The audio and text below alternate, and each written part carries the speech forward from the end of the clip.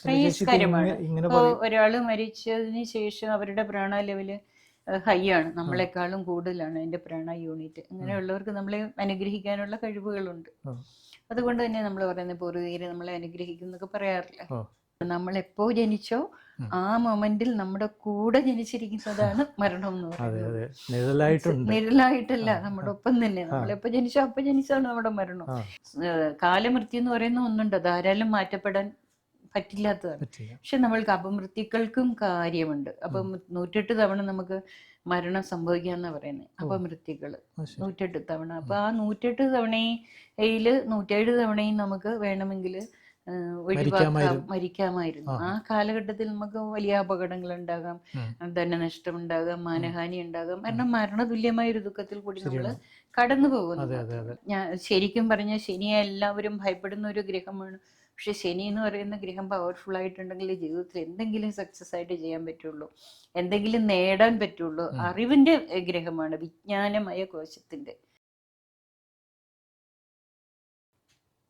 നമസ്കാരം, പുതിയൊരു എപ്പിസോഡിലേക്ക് വീണ്ടും സ്വാഗതം.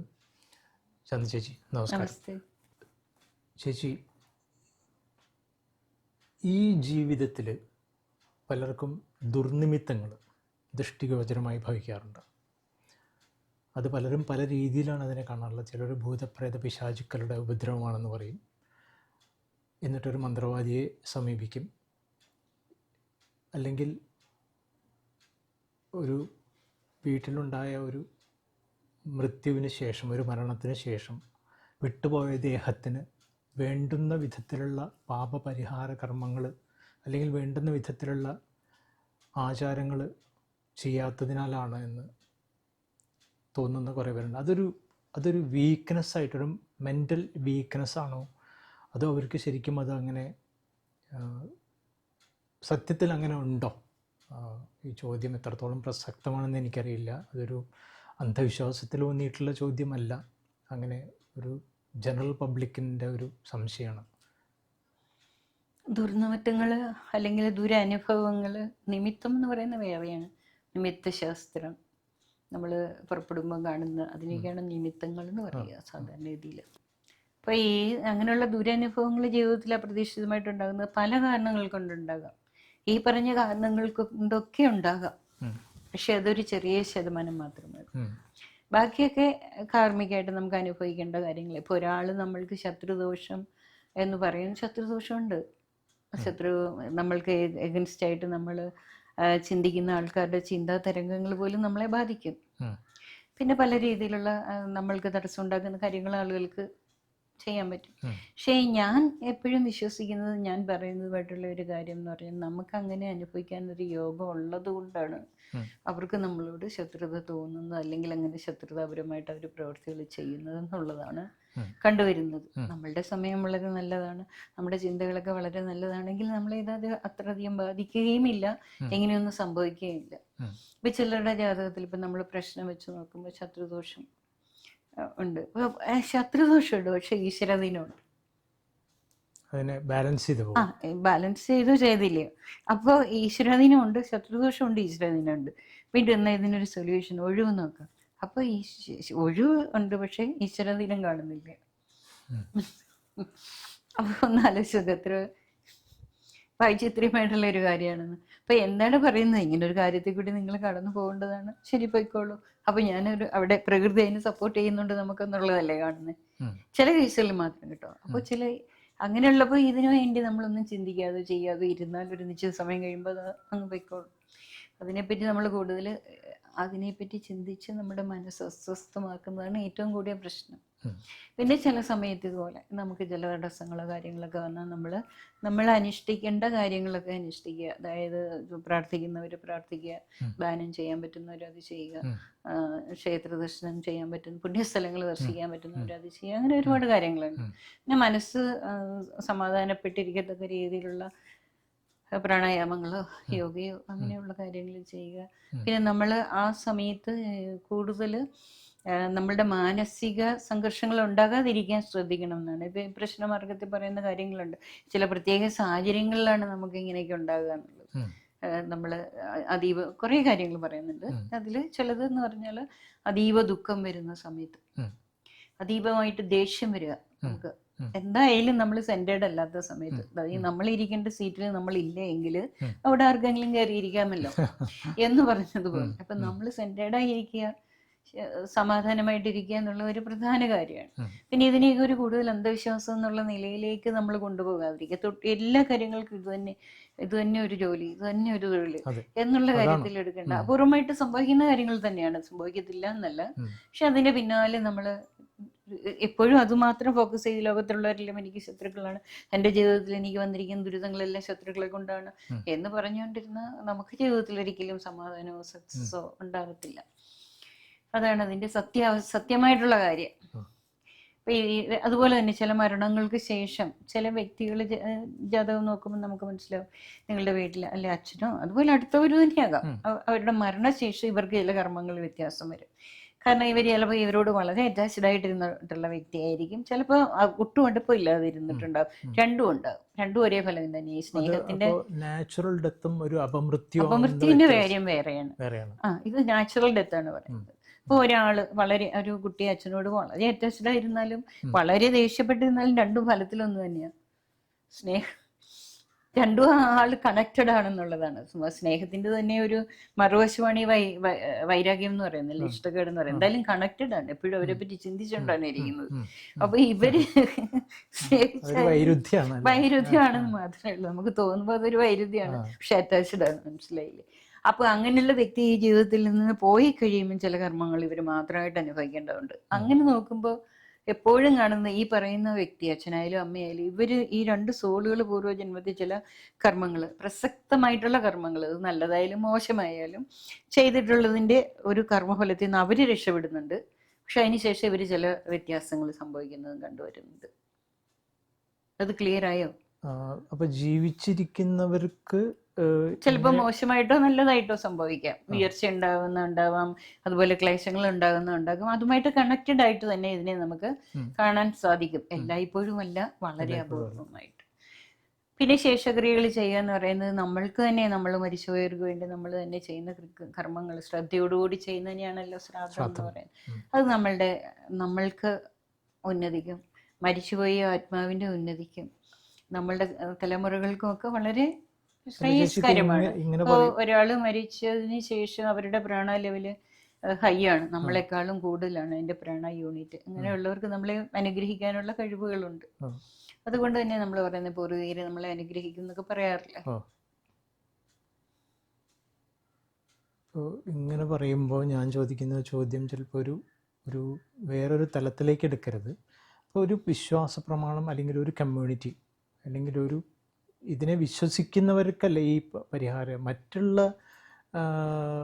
എല്ലാവർക്കും അവരുടേതായിട്ടുള്ള രീതിയിലുള്ള പരിഹാരങ്ങളും പ്രാർത്ഥനകളും ഉണ്ട്. ലോകത്തെ എല്ലാ കമ്മ്യൂണിറ്റിയിലും ഉണ്ടല്ലേ? ഉണ്ട്. അത് ആ രീതിയിലാണെന്ന് മാത്രം. ചിലർക്ക് അതിന് ആഹാരം ദാനമായിരിക്കും, അല്ലെങ്കിൽ ചിലർക്ക് പൂക്കൾ കൊണ്ട് സമർപ്പിക്കുകയായിരിക്കും, ചിലർ പ്രാർത്ഥിക്കുകയായിരിക്കും. എല്ലാവർക്കും അവരുടേതായിട്ടുള്ള മരിച്ചത് കൊണ്ട് കഴിഞ്ഞു എന്നൊന്നും പറയുന്നില്ല. പിന്നെ ചിന്താധാരകൾ വ്യത്യസ്തമാണെന്ന് മാത്രം. നമ്മൾ ഇപ്പം പറയുന്ന ഒരാൾ മരിച്ചു കഴിഞ്ഞാൽ ആ ആത്മാവിന് നമ്മളോടുള്ള ഒരു അറ്റാച്ച്മെന്റ് ഉണ്ട്. ചിലർ പറയും മരിച്ചു കഴിഞ്ഞാൽ പിന്നെ ഒരു ചേമ്പിലയിൽ വെള്ളം വീഴുന്ന പോലെ അത് അടുത്ത നിമിഷം പുനർജനിക്കാം, 1000 വർഷം കഴിഞ്ഞ് പുനർജനിക്കാം, 100 വർഷം കഴിഞ്ഞ് പുനർജനിക്കാം. അത് അവരുടെ കർമ്മഫലം അനുസരിച്ചും പൂർവ്വജന്മാർജിതമായ കർമ്മഫലം അനുസരിച്ചുമാണ്. പക്ഷെ നമ്മൾ ആ സോളുകൾ മിക്കപ്പോഴും നമ്മളിപ്പം നമ്മളുടെ ശരീരം പഞ്ചഭൂതാത്മകമാണ്, അത് വിഘടിച്ച് പഞ്ചഭൂതങ്ങളാകുന്നു. പക്ഷെ അതിനുള്ളിലിരിക്കുന്ന മനസ്സുണ്ട്, അവിടെ ആ മനസ്സിന് വാസനകളുണ്ട്, അറ്റാച്ച്മെന്റ് ഉണ്ട്. ആ മനസ്സിനെ ശുദ്ധീകരിച്ച അറ്റാച്ച്മെന്റുകളെ വിടുവിച്ചിട്ട് അവരെ പിതൃലോകത്തേക്ക് പോകാനായിട്ടാണ് നമ്മൾ സഹായിക്കുന്നത്. ഇപ്പൊ ഒരു ജീവൻ പുറത്തോട്ട് വന്നു കഴിഞ്ഞാൽ സൂര്യരശ്മിയിൽ ചന്ദ്രന്റെ ബലത്തോടുകൂടി സൂര്യരശ്മിയിൽ പ്രവേശിച്ചിട്ട് നക്ഷത്ര ലോകത്ത് വിശ്രമിക്കുന്നതാണ് നമ്മുടെ സങ്കല്പം. അതുകൊണ്ടാണ് ഒരേ നക്ഷത്ര ലോകത്തുള്ള ആൾക്കാർ, നമ്മൾക്ക് അവിഭാവന മാത്രമൊന്നുമല്ല അവിടെ നക്ഷത്രമായിട്ട് ഇരിക്കുന്നു എന്നുള്ളത്. ആ ഒരു വൈബ്രേഷനിൽ നക്ഷത്രത്തിൽ പോയി ഇരിക്കുന്നു എന്നുള്ളതല്ല, ആ ഒരു വൈബ്രേഷനിൽ ഇരിക്കുന്ന സോളുകൾ ഒരേ വീട്ടിൽ തന്നെ നമുക്ക് നോക്കി അറിയാം. നമ്മളുടെ നക്ഷത്രത്തിന്റെ അനുജന്മ നക്ഷത്രത്തിൽപ്പെട്ട ആൾക്കാർ ഉറപ്പായിട്ടുണ്ടാകും. ആ ഒരു നക്ഷത്ര ലോകത്ത്, അതായത് ആ വൈബ്രേഷനിൽ ഉണ്ടായിരുന്ന സോളുകൾ നമ്മുടെ അടുത്ത സുഹൃത്തുക്കളായിട്ടോ ബന്ധുക്കളായിട്ടൊക്കെ വന്ന് ജനിക്കാം. അത് ഏതോ ഒരു വൈബ്രേഷനിൽ നമ്മൾ നമ്മളുടെ ചിന്തകളും ഇഷ്ടങ്ങളും ഒക്കെ നമ്മുടെ സംസ്കാരം വാസനകളൊക്കെ അനുസരിച്ച് ഒരു വൈബ്രേഷനിൽ റെസ്റ്റ് ചെയ്തതിന്റെ ശേഷം നമ്മൾ പിതൃലോകത്തേക്ക് എത്തുന്നു. അല്ല, മനുഷ്യ ശരീരത്തിലേക്ക് എത്തുന്നു, ശരീരം സ്വീകരിക്കുന്നു. അപ്പൊ ആ പ്രോസസ്സിനെ നമ്മൾ ഈ ആത്മാവിന്റെ ഈ അറ്റാച്ച്മെന്റിനെയൊക്കെ വിടുവിച്ച് അവരെ കൂടുതൽ സ്വതന്ത്രമാക്കുക എന്നുള്ളതാണ് പുതിയ ലൈഫിലേക്ക് പോകാനുള്ള ഒരു സപ്പോർട്ട് നമ്മൾ അവർക്ക് ഉണ്ടാക്കി കൊടുക്കുകയാണ് അതുകൊണ്ട് ഉദ്ദേശിക്കുന്നത്. അതപ്പോൾ ഈ മിക്ക പേർക്കും ഒരു 50% പേർക്ക് എങ്ങനെ തോന്നുന്നുള്ളൂ, ബാക്കിയുള്ള 50% പേർക്ക് ഇതിൽ വിശ്വാസമില്ലായ്മ കൊണ്ടാണോ, അല്ലെങ്കിൽ അവർക്ക് ഇത്തരം അനുഷ്ഠിക്കേണ്ടതായിരുന്ന കർമ്മങ്ങൾ ചെയ്യാത്തത് കൊണ്ടാണെന്നുള്ള ഒരു വിശ്വാസം ഇല്ലാത്ത ആൾക്കാരുണ്ടാവുമല്ലോ. അപ്പോൾ എന്തെങ്കിലും ദുർനിമിത്തങ്ങൾ, ഇപ്പം നേരത്തെ പറഞ്ഞ എന്തെങ്കിലും ദുര്യോഗങ്ങളൊക്കെ വരുമ്പോൾ അതിനെ തട്ടിമാറ്റി ഇതിപ്പോൾ ഞാൻ അനുഭവിക്കേണ്ടതാണ്, അല്ലെങ്കിൽ എനിക്ക് ഇത് അനുഭവത്തിൽ വരുന്നു, ഇത്തിരി കഴിഞ്ഞാൽ മാറും എന്ന് തോന്നുന്ന കൂട്ടരുണ്ടല്ലോ. ഉണ്ട്, തീർച്ചയായിട്ടും. വിശ്വാസങ്ങളെല്ലാം വ്യക്തിഗതമാണ്. അതിപ്പോൾ ഒരു സമൂഹത്തിൽ ഒരു സൊസൈറ്റിയിൽ ഇരിക്കുന്ന ആൾക്കാരോ അല്ലെങ്കിൽ ഒരു പ്രത്യേക മതവിഭാഗത്തിൽപ്പെട്ട ആൾക്കാരൊന്നൊന്നുമില്ല. കാരണം അത് വ്യക്തിഗതമാണ് അനുഭവം. വിശ്വാസങ്ങൾ, നമുക്ക് വിശ്വാസം ഉണ്ടെങ്കിൽ നമുക്ക് സ്വീകരിക്കാം, ഇല്ലെങ്കിൽ സ്വീകരിക്കാതിരിക്കാം. നമുക്കിപ്പോൾ ഒരു രോഗം വന്ന് നമുക്ക് ഡോക്ടറെ കാണണോ കാണണ്ടേ എന്നുള്ളത് നമ്മുടെ ചോയ്സാണ്. ഏത് ഡോക്ടറെ കാണണം എന്നുള്ളതും നമ്മുടെ ചോയ്സാണ്. അതുകൊണ്ട് ആരും വന്ന് നമ്മളെ ഇങ്ങനെ നിയമമൊന്നുമില്ല, ഈ ഡോക്ടറെ തന്നെ കാണണം, അങ്ങനെയൊന്നുമില്ലല്ലോ. അതേപോലെ നമുക്ക് വിശ്വസിക്കാം, അവിശ്വസിക്കാം, അത് നമ്മളുടെ താല്പര്യമാണ്. പലപ്പോഴും കണ്ടുവരാറുള്ളത് തീരെ അവിശ്വാസികളായിട്ടുള്ള ആൾക്കാരും കുറച്ച് പ്രായം കഴിയുമ്പോൾ വളരെ വിശ്വാസികളായിട്ടും പിന്നീട് അന്ധവിശ്വാസികളായിട്ടും മാറുന്ന ധാരാളം പേരെ കണ്ടിട്ടുണ്ട്. കാരണം പ്രോപ്പറായിട്ടുള്ള ഒരു ഗൈഡൻസിൽ കൂടെ അല്ലല്ലോ അവർ പോകുന്നത്, അല്ലെങ്കിൽ ചിന്താധാരയിൽ കൂടെയല്ല. അതിനെപ്പറ്റി മനസ്സിലാക്കാനൊന്നും ശ്രമിക്കാതെ കുറച്ച് ആവശ്യത്തിൽ കൂടുതൽ ഇങ്ങനെയുള്ള കാര്യങ്ങളിലേക്ക് പോകുന്ന ആൾക്കാരെ നമ്മൾ സമൂഹത്തിൽ കാണാറുണ്ട്. അതുകൊണ്ട് അതിനെ നമുക്ക് ഒരാൾ ഇങ്ങനെ തന്നെ ചെയ്യണം എന്നൊന്നും നമുക്ക് നിഷ്കർഷിക്കാൻ പറ്റില്ല. ഓരോ സോളിൻ്റെയും അവരുടെ ഈ ജന്മം ആർജിക്കേണ്ട സംസ്കാരത്തിനും ആർജിക്കേണ്ട നന്മയ്ക്കും ചെയ്യേണ്ട കർമ്മങ്ങൾക്കുമെല്ലാം ഒരു പ്ലാനുണ്ട്, ഡിവൈൻ പ്ലാൻ. അതനുസരിച്ചാണ് അവർ ജീവിക്കുക അല്ലെങ്കിൽ ചെയ്യുക. എന്ന് വെച്ചാൽ നമ്മൾക്ക് ഫ്രീ വില്ലില്ല എന്നല്ല, മനുഷ്യന് ഇച്ഛാശക്തി ഉണ്ട്. നമുക്ക് അറിവ് നേടാൻ എത്ര വേണമെങ്കിലും ഈ ലോകത്ത് നമുക്ക് സാധ്യമാണ്. മനുഷ്യജന്മത്തിൽ മാത്രമേ അത് ഉള്ളൂ. അപ്പൊ നമുക്ക് അറിവുകൾ നേടാം, അറിവ് നേടാം. പക്ഷെ ആ അറിവ് നേടാനുള്ള ഒരു ഫയർ ഉള്ളിൽ വേണ്ടേ? ഉള്ളവർക്കല്ലേ അത് നേടാൻ പറ്റുള്ളൂ, ഇല്ലാത്തവർക്ക് പറ്റില്ലല്ലോ. തീർച്ചയായിട്ടും ആ ആഗ്രഹം, ആ ഫയർ ഉള്ളിലുള്ളവർക്ക് അത് നേടാൻ പറ്റും. നേടണമെങ്കിൽ അതിന് അശ്രാന്തമായ ഒരു പരിശ്രമം വേണം. നമ്മൾക്ക് ഒരു കുഞ്ഞു കാര്യത്തെ പറ്റിയെങ്കിലും ഒരു അറിവ് മീൻസ് അത് ഇൻഫർമേഷൻ അല്ല, അറിവ്. നമ്മൾ ശരിക്കും ആ ഉള്ളിലൊരു അറിവ് ശരിക്കും ഉണ്ടാവണമെങ്കിൽ നമ്മൾ അതിന് വേണ്ടി പരിശ്രമിക്കണം. അത് നമ്മളൊന്നുമില്ലാതെ നമ്മൾക്കൊന്ന് ലോകത്ത് ഗെയിൻ ചെയ്യാൻ പറ്റില്ല. അപ്പൊ അതിനു വേണ്ടി നമ്മൾ കഷ്ടപ്പെടുക എന്ന് പറഞ്ഞാൽ അതിനുവേണ്ടി ശ്രമിക്കാനുള്ള ആ ഒരു ഫയർ നമ്മുടെ മനസ്സിലുള്ളവർക്ക് അത് നേടാൻ പറ്റുള്ളൂ. അത് ഒരാൾക്ക് ഇല്ല എന്ന് പറഞ്ഞിട്ട് നമ്മൾ അവരെ കുറ്റപ്പെടുത്തേണ്ട കാര്യമുണ്ടോ? ഒരറിവും അവർക്കില്ല. അതിന് അവരോട് നമ്മൾ ഒന്നും പറയേണ്ട കാര്യമില്ല, നിർബന്ധിക്കേണ്ട കാര്യമില്ല, കുറ്റപ്പെടുത്തേണ്ട കാര്യമില്ല. നമ്മളോട് ആവശ്യപ്പെട്ടല്ലോ അതിനെപ്പറ്റി പറഞ്ഞു കൊടുക്കുക എന്നുള്ളതാണ്. അല്ലാതെ അവരെ നമ്മൾ കൂടുതൽ അകറ്റി നിർത്തേണ്ട കാര്യമോ അവരൊന്നുണ്ടെന്ന് എനിക്ക് തോന്നുന്നില്ല. അവർക്ക് അതിൻ്റെ സമയമായില്ല. അറിവ് നേടാനുള്ള സമയമാകുമ്പോൾ അറിവ് അവരിലേക്ക് ചെല്ലും.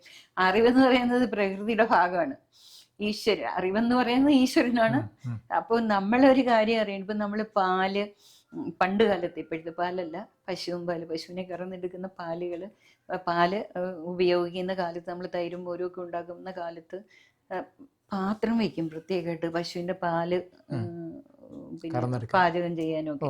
കാരണം അല്ലെങ്കിൽ അത് പിരിഞ്ഞു പോകും. അപ്പൊ സൂക്ഷിച്ചു വയ്ക്കും, വേറെ ഉപയോഗങ്ങൾക്ക് എടുക്കാതെ. അത് ആ പാത്രം അതിനെ ഉപയോഗിക്കും എന്ന് പറയുന്നത് പോലെ നമ്മൾക്ക് ആ അറിവ് നമ്മളിലേക്ക് വരാനുള്ള പാകമാകുമ്പോൾ അറിവ് നമ്മളിലേക്ക് വരും. അത് പ്രകൃതിയുടെ നിയമമാണ്. അപ്പോൾ അതുകൊണ്ട് ഒരാൾ അങ്ങനെ ചെയ്യുന്നത് കൊണ്ട് നമ്മൾ ഇങ്ങനെ ചെയ്യണം, നമ്മൾ ഇങ്ങനെ ചെയ്യുന്നതുകൊണ്ട് അവർ അങ്ങനെ ചെയ്യണം എന്നൊന്നും നമ്മൾ ശഠിക്കാൻ പാടില്ല എന്നാണ് എൻ്റെ ഒരു വ്യക്തിപരമായ അഭിപ്രായമാണത്. അത് നമ്മൾക്ക് ചെയ്യേണ്ട കർമ്മങ്ങൾ എപ്പോഴും നമ്മൾ അറിവിന് വേണ്ടിയിട്ട് ദാഹിച്ചുകൊണ്ടിരിക്കണം, പരിശ്രമിച്ചുകൊണ്ടിരിക്കണം. അറിവിന് നമ്മൾ ശ്രദ്ധ കൊടുക്കണം. ചിലരങ്ങനെ അല്ലല്ലോ, എന്ത് കാര്യത്തെ പറ്റിയും പറയുമ്പോൾ മുൻവിധി ഉണ്ട്. അസ്ട്രോളജി അത് ഏറ്റവും വ്യക്തമായ ഒരു കാര്യമാണല്ലോ.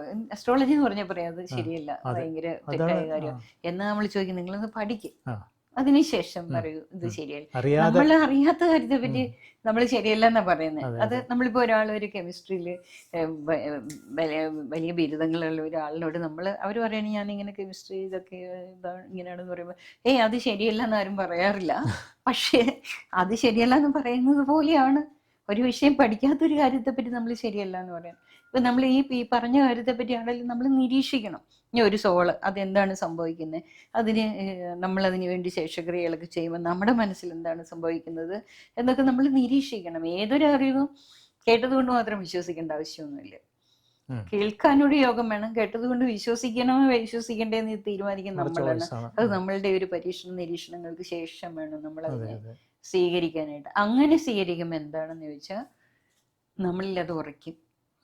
മറ്റേ ഇപ്പൊ ഞാനിത് പറയുന്നു, നാളെ സുരേഷിനോട് വേറൊരാൾ ഒരു കാര്യം പറയുമ്പോൾ ഇത് ശരിയല്ല എന്ന് പറയും.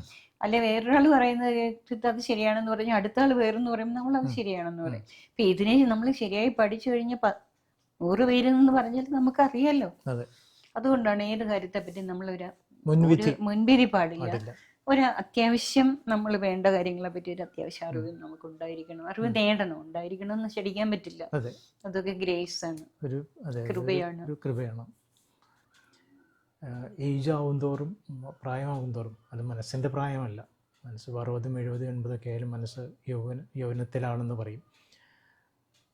പ്രായമാകും തോറും വീറും വാശിയുമൊക്കെ തണുത്തുറഞ്ഞ് പലരും ഭക്തിമാർഗത്തിലേക്ക്, പലരും അല്പം കൂടി അതിനെ കൂട്ടി പറയുകയാണെങ്കിൽ ഒരു പേടിയോടെ ജീവിക്കുന്നൊരവസ്ഥ വയസ്സാകുന്ന ഇപ്പോൾ കണ്ടിട്ടുണ്ട്. അത് ഇന്നത്തെ കാലത്തെ ബന്ധുമിത്രാദികളും അല്ലെങ്കിൽ മക്കളൊക്കെ വിദേശത്തോ പുറത്തോ ഒക്കെ ഉള്ളത് കൊണ്ട് സംഭവിക്കുന്നതാണോ, ഇത് പണ്ട് തൊട്ടേ ചേച്ചിയുടെ അനുഭവത്തിൽ അങ്ങനെ പ്രായമാകുമ്പോൾ ഉണ്ടാകുന്ന ഇങ്ങനത്തെ ഒരു ഭീതിജനകമായ ഒരു അന്തരീക്ഷം മനസ്സിലുണ്ടായിരുന്നു? പൊതുസമൂഹത്തിന്റെ കാര്യമല്ലേ പൊതുസമൂഹത്തിലെ പ്രായമാകും തോറും നമ്മൾക്ക് മരണഭയം കൂടുന്നുണ്ടാവും. പക്ഷെ നമ്മൾ പ്രായമായിന്ന് സ്വയം നമുക്ക് അറിയേയില്ല. നമ്മളുടെ മനസ്സിൽ മാറ്റമില്ലാത്ത എന്തോ ഒന്നുണ്ട്. അത് ഈ ജന്മത്തിലല്ല, അനവധി ജന്മങ്ങളിലും ഇരിക്കുന്ന ഒരു കാര്യമാണ്. ബാക്കി നമുക്ക് ചുറ്റുമുള്ളവർക്കെല്ലാം മനസ്സിലാവും നമുക്ക് പ്രായമായെന്ന്. പക്ഷെ നമ്മുടെ ഉള്ളില് നമുക്കത് മനസ്സിലാവില്ല. അങ്ങനെ മനസ്സിലാകാത്തത് കൊണ്ട് ഒരുപാട് പ്രശ്നങ്ങളുമുണ്ട്. കാരണം നമ്മളുടെ മനസ്സും നമ്മളുടെ ശരീരവുമായിട്ടൊരു ബന്ധമില്ലാത്ത അവസ്ഥയിലേക്ക്. അതുകൊണ്ട് തന്നെ എപ്പോഴും നല്ല അവയർനെസ് നമുക്ക് വേണം. നമ്മളുടെ ശരീരത്തിന്റെ പരിമിതികളും നമ്മൾക്ക് പ്രായമായിക്കൊണ്ടിരിക്കുന്നു എന്നുള്ള ബോധവും വേണം. അപ്പൊ നമ്മളെ പ്രായമാകുന്ന അനുസരിച്ച് നമ്മൾക്ക് ചെയ്യാനുള്ള നമ്മളുടെ ലോകം ചുരുങ്ങും. അതേപോലെ തന്നെ നമ്മൾക്ക് ചെയ്യണമെന്ന് ആഗ്രഹിക്കുന്ന കാര്യങ്ങൾ ചെയ്യാൻ ശരീരത്തിന് ആവതില്ലാതാവും. സ്പീഡ് കുറയും. കാര്യങ്ങൾ ചെയ്യുമ്പോൾ സ്ലോ ഡൗൺ ആകും. അതൊക്കെ നമുക്ക് മരണഭയത്തെ കൂട്ടും. ഇപ്പൊ ഈ ലോകത്തെ ഏറ്റവും കൂടുതൽ ഏതൊരു ജീവജാലങ്ങൾക്കും ഉള്ളത് മരണഭയമാണ്. അത് മനുഷ്യന് മാത്രമല്ല, ഏറ്റവും വലിയ ഭയം എന്ന് പറയുന്നത്. മാത്രമല്ല എല്ലാ ഭയത്തിന്റെയും സൂക്ഷ്മമായിട്ട് ചിന്തിച്ചാൽ അടിസ്ഥാനം മരണഭയമാണ്. ഇപ്പൊ ഒരാൾ നമ്മളോട് പിണങ്ങിപ്പോയി, അല്ലെങ്കിൽ നമ്മൾക്കൊരു കാര്യം നഷ്ടപ്പെട്ടു, ഇതൊക്കെ നമ്മൾ സൂക്ഷ്മമായിട്ട് ചിന്തിച്ച് വന്നാൽ അത് മരണവുമായിട്ട് ബന്ധപ്പെട്ടതാണ്. ഭയം എന്ന് പറയുന്ന ഒരു ഭയമേ ഉള്ളൂ, മരണഭയം മാത്രം. അപ്പൊ അത് പ്രായമാകും തോറും അത് കുറച്ചധികമായിട്ട് കൂടി വരും. അപ്പൊ നമ്മൾ അതിനെപ്പറ്റി ആലോചിച്ച് ആ റിയാലിറ്റിയെ എപ്പോഴും നമ്മൾ അംഗീകരിക്കുന്നു. അപ്പോൾ നമുക്ക് സമാധാനമായിട്ട് ജീവിക്കാനും മരണത്തെ കുറച്ചൊക്കെ സമാധാനപരമായി സ്വീകരിക്കാനും പറ്റും. അനിവാര്യതയാണ്, നിത്യസത്യമാണ്. നമ്മൾ എപ്പോ ജനിച്ചോ ആ മൊമെന്റിൽ നമ്മുടെ കൂടെ ജനിച്ചിരിക്കുന്നതാണ് മരണം എന്ന് പറയുന്നത്. നിഴലായിട്ടല്ല, നമ്മുടെ ഒപ്പം തന്നെ. നമ്മളെപ്പോ ജനിച്ചോ അപ്പൊ ജനിച്ചാണ് നമ്മുടെ മരണം. ആ ഒരു സത്യത്തെ ഉൾക്കൊണ്ട് കഴിഞ്ഞാൽ ആ ഭയം ഒഴിവാക്കി ജീവിക്കാവുന്നതേ ഉള്ളൂ. എപ്പോഴും ആ ഒരു അസ്ട്രോളജി ആയിട്ട് ഞാൻ ഇതിനൊന്ന് ബന്ധിപ്പിക്കുക. അതെ, ഇതുമായിട്ടൊരു ബന്ധമില്ല എങ്കിൽ പോലും. കാരണം എപ്പോഴും ആളുകൾ ഈ എതിർത്ത് ജ്യോതിഷത്തെ പറ്റി സംസാരിക്കുന്ന ആളുകൾ ചോദിക്കുന്ന ഒരു ചോദ്യമുണ്ട്. നിങ്ങൾ പറയും മേടൻ രാശി ചൊവ്വയുടെ രാശിയാണ്, അപ്പോൾ നിങ്ങൾ അത് പറയുന്നത് ഒരു ഫയർ ആണെന്ന് പറയുന്നു. ഫയർ എലമെന്റ് ആണ്. അതായത് നമ്മൾ ഈ ലോകത്ത് ചെയ്യാനുള്ള ആക്ടിവിറ്റിക്ക് നമ്മളെ പ്രേരിപ്പിക്കുന്ന ഫയറാണ്. സൂര്യൻ തന്നെയാണ് എല്ലാ ഗ്രഹങ്ങളും. സൂര്യന്റെ വ്യത്യസ്തമായ ആവിഷ്കാരങ്ങളാണ്. ഇപ്പൊ ഫയർ ആണെങ്കിൽ പിന്നെ നിങ്ങൾ പറയുന്നത് ചൊവ്വ ജലമാണെന്ന് പറയുന്നത്. കാരണം വൃശ്ചികം എന്ന് പറയുന്ന രാശിയുണ്ട്, അത് ജലരാശിയാണ്, അതിന്റെ അധിപൻ ചൊവ്വയാണ്. അപ്പോൾ ആളുകൾ എപ്പോഴും ചോദിക്കും അതെന്തുകൊണ്ടാണ് അങ്ങനെ പറയുന്നത് എന്ന് ചോദിക്കും. ജനിച്ചിട്ടുണ്ടെങ്കിൽ മരണമുണ്ട്. ഇപ്പൊ അഗ്നി ഉണ്ടെങ്കിൽ അഗ്നി എവിടെയാണ് ഇല്ലണ്ടാകുന്നത്? ജലത്തിലാണ്. 8ാമത്തെ രാശിയാണ്. അതായത് നമ്മൾ ജ്യോതിഷപ്രകാരം മേടം കൊണ്ടാണ് തുടങ്ങുന്നത്. അതിന്റെ ഒരു അവസാനം എന്ന് പറയുന്നത് മരണഭാവത്തെ കാണിക്കുന്നതും ഈ ചൊവ്വ തന്നെ ജലരാശിയിൽ വരികയാണ്. അതായത് അഗ്നി അണയുക എന്നുള്ളതാണ്. എന്ന് പറഞ്ഞതുപോലെ ജനിച്ചിട്ടുണ്ടോ മരണം അനിവാര്യമാണ്, ഭയപ്പെട്ടാലും ഇല്ലെങ്കിലും. പിന്നെ എങ്ങനെയാണ് നമ്മളുടെ മരണകാലത്ത് നമ്മൾ മരണത്തിന്റെ സ്വഭാവം, മരണകാലം, ഇതിനെപ്പറ്റിയൊക്കെ ജ്യോതിഷത്തെ വിശദമായിട്ട് പറയുന്നുണ്ട്. അപ്പൊ അതിനെപ്പറ്റിയൊക്കെ ഒരു അവയർനെസ് ഉള്ളത് നല്ലതാണ്. മരണം അത് ചോദിച്ചു ഇത്രയും ഇതിൽ അവഗാഹം ഉള്ളത് കൊണ്ട് അതൊന്ന് ഡീറ്റെയിൽ ആയിട്ട് പറയാം. അല്ല, ജാതകം നോക്കുമ്പോൾ മരണകാലത്തെ പറ്റിയുള്ള സൂചനകൾ കിട്ടും, ഉണ്ടാകും. എന്ന് കരുതി ഇപ്പൊ ഒരു അസ്ട്രോളജറുടെ അടുത്ത് പോയി ഞാൻ എന്ന് മരിക്കും എന്നൊന്നും ആരും ചോദിക്കേണ്ട ആവശ്യമില്ല. കാരണം അത് കൃത്യമായിട്ട് നമ്മൾ അവരോട് പറഞ്ഞു കൊടുക്കാനും പാടില്ല. എന്നാലും മരണകാലത്ത് കഷ്ടപ്പെടുവോ അല്ലെങ്കിൽ നമ്മൾ കിടന്നു പോകോ, അഷ്ടമഭാവത്തിന്റെ സ്വഭാവം അനുസരിച്ചാണ് മരണത്തിന്റെ സ്വഭാവം. ചിലര് സ്വദേശത്ത് മരിക്കും, ചിലര് വിദേശത്ത് മരിക്കും, സ്വഗ്രഹത്തിൽ മരിക്കും, ബന്ധുക്കളുടെ സാമീപ്യത്തിൽ മരിക്കും, ഒറ്റപ്പെട്ട മരണം ഉണ്ടാകും, അങ്ങനെയൊക്കെ ഉണ്ട്. പിന്നെ ബെഡ് റിഡനായിട്ട് അനവധി കാലം കിടക്കും എന്നൊക്കെ ഉള്ള സൂചനകളുണ്ട്. അതിപ്പോ അറിയണമെന്ന് നിർബന്ധമൊന്നുമില്ല. നമ്മൾ ജനറലി അറിയേണ്ട ഒരു കാര്യം, ജനിച്ചോ മരിക്കും. കാലമൃത്യു എന്ന് പറയുന്ന ഒന്നുണ്ട്, ധാരാളം മാറ്റപ്പെടാൻ പറ്റില്ലാത്തതാണ്.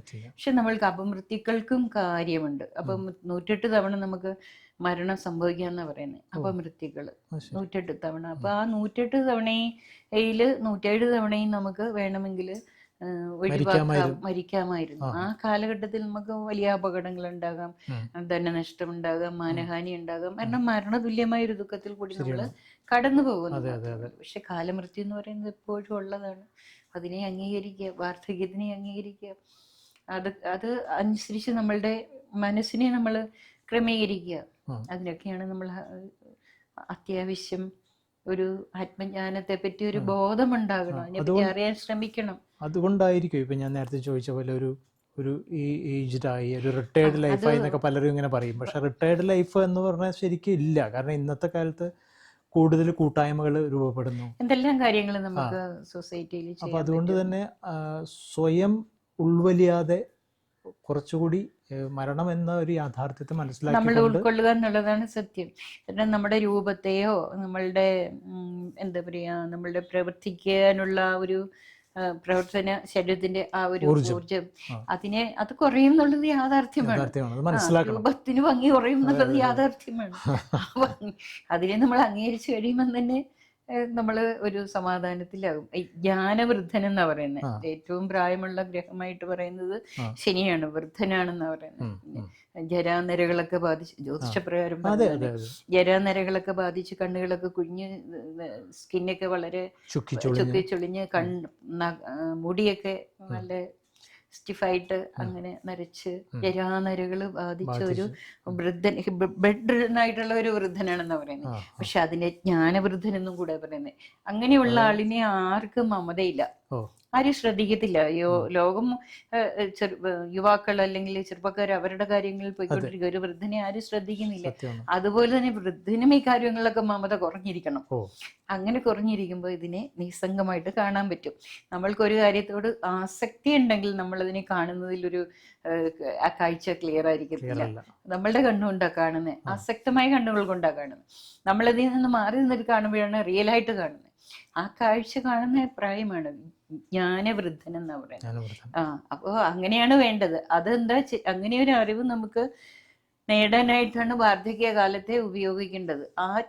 ശരിക്കും പറഞ്ഞ ശനിയെ എല്ലാവരും ഭയപ്പെടുന്ന ഒരു ഗ്രഹമാണ്. പക്ഷെ ശനി എന്ന് പറയുന്ന ഗ്രഹം പവർഫുൾ ആയിട്ടുണ്ടെങ്കിൽ ജീവിതത്തിൽ എന്തെങ്കിലും സക്സസ് ആയിട്ട് ചെയ്യാൻ പറ്റുള്ളൂ, എന്തെങ്കിലും നേടാൻ പറ്റുള്ളൂ. അറിവിന്റെ ഗ്രഹമാണ്, വിജ്ഞാനമയ കോശത്തിന്റെ ഗ്രഹമാണ്. അതായത് ബ്ലിസിന്റെ തൊട്ട് താഴെയുള്ള അവസ്ഥയെ കാണിക്കുന്ന ഗ്രഹമാണ്. അറിവിനെ നേടാനായിട്ട്, അത് ശരിയായിട്ടുള്ള അറിവ് കാണിച്ചു തരുന്ന ഗ്രഹമാണ് ശനി. അല്ലാതെ ആരെയും ദ്രോഹിക്കുകയോ ഒന്നും ചെയ്യുന്ന ഗ്രഹമല്ല. സ്രഷ്ടാവിൽ നിന്ന് സൃഷ്ടിയിലേക്ക് നോക്കാനായിട്ട് പ്രേരിപ്പിക്കുന്ന ഗ്രഹമാണ് പിന്നെ ശനി എന്ന് പറയുന്നത്. സൂര്യനിൽ നിന്ന് ഏറ്റവും അകലത്തെ സ്ഥിതി ചെയ്യുന്ന ഗ്രഹമാണ്. സൂര്യനെ ചുറ്റി വരാനായിട്ട് 30 വർഷം എടുക്കും ഒരു പ്രാവശ്യം. അത്രയും മെല്ലെ സഞ്ചരിക്കുക. അതുകൊണ്ട് മന്ദൻ എന്നാ ശനിയെ പറയുന്നത്. മെല്ലെ മെല്ലെ സഞ്ചരിക്കുക, എല്ലാം കണ്ടും കേട്ടും മെല്ലെ മെല്ലെ സഞ്ചരിക്കുകയാണ്. കർമ്മത്തിന് സാക്ഷിയായിട്ട്, കർമ്മത്തിന് അധികാരിയായിട്ടുള്ള ഗ്രഹമാണ്. അക്ഷരാർത്ഥത്തിൽ ശരിയാണ്, എല്ലാം കണ്ട് ഓടിപ്പോവില്ല. ചന്ദ്രൻ ഓടിക്കൊണ്ടിരിക്കും, 27 ദിവസം കൊണ്ട് ഒരു സ്ഥലത്ത് തിരിച്ചു വരും. പക്ഷെ ശനി ഒരു സ്ഥലത്ത് തിരിച്ചു വരണമെങ്കിൽ 30 വർഷം എടുക്കും ഒരു രാശിയിൽ. അപ്പൊ അത്രയും പീരീഡ് കൊണ്ട് കാണുകയാണ്. നമ്മളൊരു കാഴ്ച കാണുന്നത് എത്രയും വിശദമായി കാണുന്നു, അതനുസരിച്ച് ആ അറിവ് ഉണ്ടാകുകയാണ്. അങ്ങനെയുള്ള ഗ്രഹമാണ് ശനി. ആ ശനിയാണ് എല്ലാവരും പേടിക്കുന്നത്. ഇതിപ്പോ ചേച്ചി പറഞ്ഞത് വലിയൊരു അറിവാണ്. കാരണം എല്ലാവരും എനിക്കിപ്പോൾ ശനിയുടെ അപഹാരമാണ്, എൻ്റെ ചെറിയൊരു അറിവിൽ പറയണേ, ഇങ്ങനെ കേൾക്കുന്നത്, എനിക്കിപ്പോൾ ശനിയുടെ അപഹാരമാണ്, ശനി വന്നാൽ രക്ഷയില്ല. പക്ഷേ ഇതൊരു തിരുത്താണ് എല്ലാവർക്കും. ശനി എന്ന് പറയുന്നതിനെ നമ്മൾ കാണുന്ന രീതി ഒന്ന് മാറണം, അല്ലേ? അത്രേ ഉള്ളൂ. ശനി എന്ന് പറയുന്ന ഗ്രഹം നമ്മൾക്ക് ഈ താമസങ്ങൾ വൈകിപ്പിക്കും, എല്ലാത്തിനെയും നമ്മളുടെ ആസക്തികൾ ഇല്ലാതാക്കും. മറ്റേ ഉപനിഷത്തിൽ പറയുന്ന പോലെ, ഈ ശവാസ്യത്തിൽ പറയുന്ന പോലെ കളഞ്ഞിട്ട് നമ്മള് ഭുജിക്കണം എന്ന് പറയല്ലോ. എന്ന് പറഞ്ഞാൽ അതിനോടുള്ള ആസക്തി കളഞ്ഞിട്ട് നമ്മൾ അതിനെ ഉപയോഗിക്കണം. അതിനോട് ഡിറ്റാച്ച്മെന്റ് കൊടുക്കും. ഇപ്പൊ നമുക്ക് പ്രൊമോഷൻ വേണം, നമുക്ക് ഭയങ്കര ആഗ്രഹമാണ്, ഇപ്പൊ പ്രൊമോഷൻ കിട്ടും, കിട്ടില്ല, അപ്പൊ നമ്മള് ഭയങ്കര നിരാശയാകും, ശനിയെ കുറ്റം പറയും.